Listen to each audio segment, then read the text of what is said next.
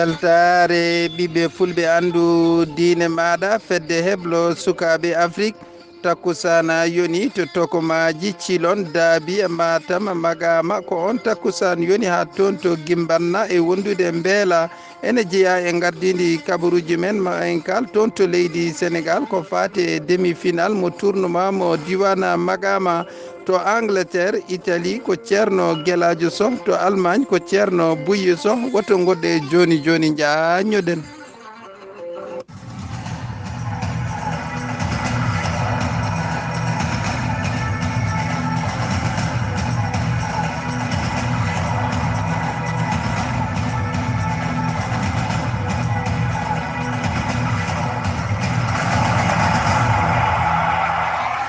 jam ñalle mon musidɓe tedduɓe eɗen gone mawde nogas e jeeɗiɗi setto hitande ujunnaji ɗiɗi e sappo e jeetati kabaruji men coftal ɓalli e ɗemgal pular puɗɗorten ko toon to leydi sénégal kalen ko fati e jencude mo demi final tournoment mo diwan mo matama koronkani mo dembankani ko kañum juuduno e AS Wellingara ɓe mbaddi ko ɗekki ɗiɗi e ɗiɗi caggal kay nde ɓe jeeyi ko wiite fawi fetta ko AS Wellingara heeɓi folde dembankani loggi nayyi e wondude loggi tati kettoɗen musidɗo men Abou Diaw Martin.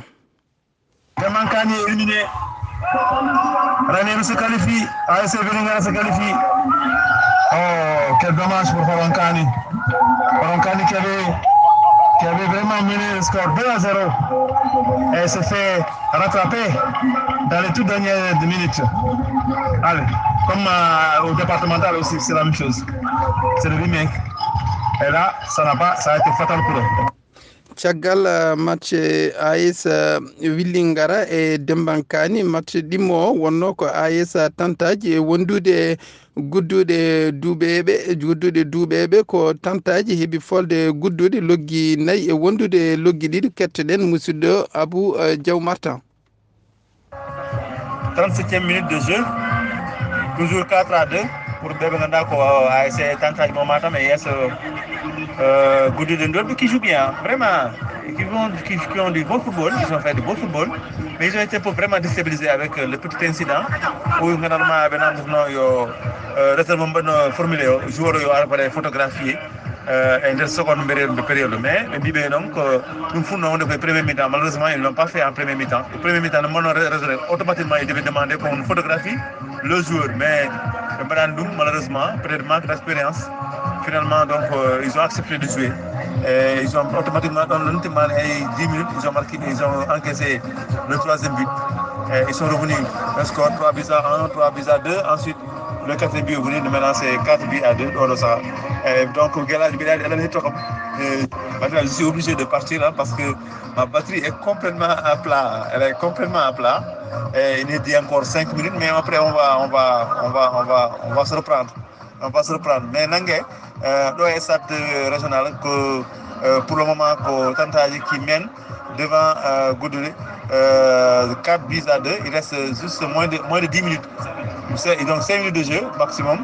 5 minutes et plus les arrêts de jeu, donc il y aura 6 à 7 minutes. Attention, et le cinquième, oh, mauvaise passe de Omar, mauvaise passe. Omar qui a fait un doublé, hein? Omar et Ndiaga qui ont marqué chacun 2 buts. Donc, mauvaise passe, peut-être le cinquième, non! Bel arrêt du portier, il est fort. Omar a failli marquer son troisième but, hein? Il est chanceux, ce Omar, ce petit Omar, il est chanceux. Il est vraiment chanceux. Omar qui revient à la charge, qui commet une faute. Ah, Omar, Omar. Vilaine faute de Omar. Sur le numéro 8. Et c'est le numéro 8 que son vis-à-vis qui a marqué le but de Goudoul. C'est le premier buteur de cette rencontre. Le 8 qui marque et le 8 qui égalise. Eh, faute. Bon, on se reprend demain. Ou bien juste après. Pour avoir du courant. Merci beaucoup. Jaajëf mataswa Seydi Diaw ceerno Abou Diaw Martin sen gummima toon to leydi Sénégal jaɓanten ko toon to diwan Europe kalen ko fate jencude mo demi final mo Ligue de Champion Liverpool ko kañum jabbino Roma ko Liverpool heɓi fewolde Roma loggi joyi e wondude loggi ɗiɗi. Bayern ko kañum jabbino Real Madrid ko Real Madrid heɓi fewolde Bayern e dingral mumen loggi ɗiɗi e wondude loggel gotel. Duttol ngol ko ñande mardi go lewru mai hitande ujunaji ɗiɗi e sappo e jeetati ko Real Madrid ko kañum tigui jabboto Bayern Dominique ko Roma kañum jabboto Liverpool. Sen gummima toon to Ligue des Champions ma en kal ko fati Europa League yuɓɓinama ñande alkamisa ko Olympique de Marseille ko kañum jabbino Salzbourg ko Olympique de Marseille heɓi folde Salzbourg loggi ɗiɗi e wondude ndiga. Arsenal ko kañum jabbino Atlético Madrid ko Arsenal e Atlético Madrid mbaddi ko ɗekki gotel e gotel. Duttol ngol ko ñande alkamisa tati lewru mai hitande ujunaji ɗiɗi sappo e jeetati ko Atlético Madrid ko kañum jabboto Arsenal. Salzbourg jabbo Real Madrid. Ha joni ko keddorɗen ko toon to leyɗele Europe jehen toon to Angleterre kalen ko fate 36e journée mo Ligue d'Angleterre Premier League d'Angleterre jabboɗen ceerno Gueladio Sow. ya wurseydi ba caggal calminani e jettor jahaten tigui ko to dowla Angleterre kalen haala Premier League anglaise taw tigui ko ñalawma capanɗe tati e jeegoɓijo aset janggo nogas e jeetati setto Liverpool ma jabbo Stoke City, Burnley jabbo Brighton, Crystal Palace jabbo Leicester City, Huddersfield kañum tigui jogori jabbade Everton, Newcastle United jabbo West Bromwich, Southampton jabbo Bournemouth, Swansea City jabbo Chelsea. ñande nogas e jeenayi setto West Ham United ma jabbo Manchester City, Manchester United jabbo Arsenal. ñande capanɗe tati setto Tottenham ko kañum tigui jogori jabbade Watford. Seydi Sow ceerno Gueladio Sow sen gummima toon to leydi Angleterre ma en jaɓan toon to leydi France kalen ko fati Premier League mo dowla France. Hande e waktuji nogas e hojjomaji capanɗe nayyi e joyi ko Montpellier jabboto Saint-Étienne.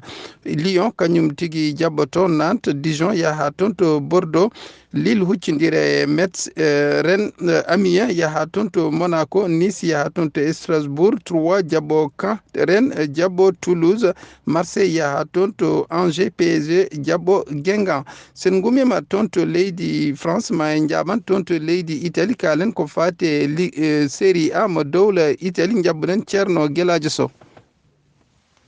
ko noon tigui Seydi Ba koto dowla Italie tigui paɗen kalen haala Série A mo dowla Italie taw tigui ko ñalawma capanɗe tati e joyɓijo aset janggo nogas e jeetati setto AS Roma ma jabbo Chievo, Inter Milan jabbo Juventus. ñande nogas e jeenayi setto Croton ko kañum tigui jogori jabbade Sassuolo, Atalanta jabbo Genoa, Benevent jabbo Udinese, Bologne jabbo Milan AC, Hellas Verona kañum tigui jogori jabbade Spal, Sampdoria jabbo Cagliari, Fiorentina ko kañum tigui jogori jabbade Naples, Torino jabbo Lazio.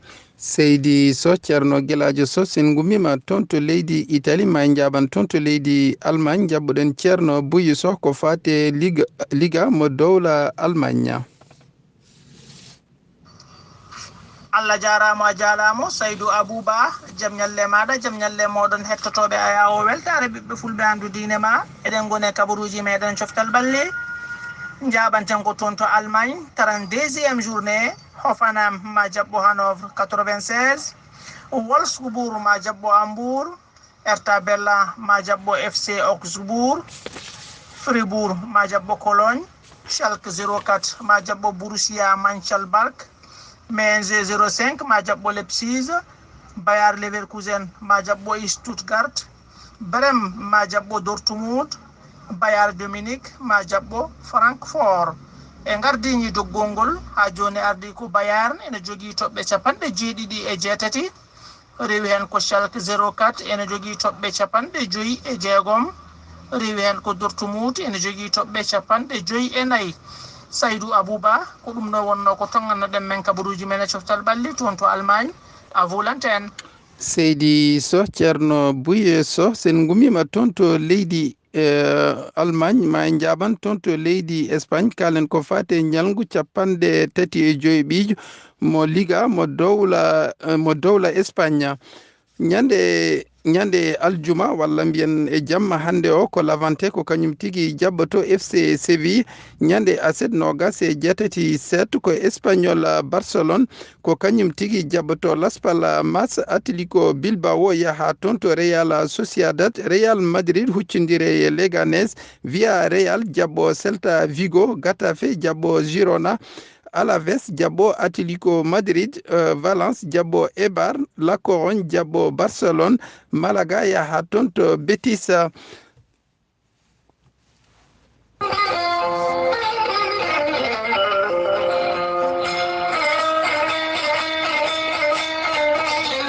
To leydi Sénégal ko musidɗo men Abou Diaw Martin, to leydi Angleterre Italie ko ceerno Gueladio Sow, to leydi Allemagne ko ceerno Boyi Sow. wuufi haalirde nde ko musidɗo mon giɗo mon Saydou Abouba, yo jaam Allah hiranen.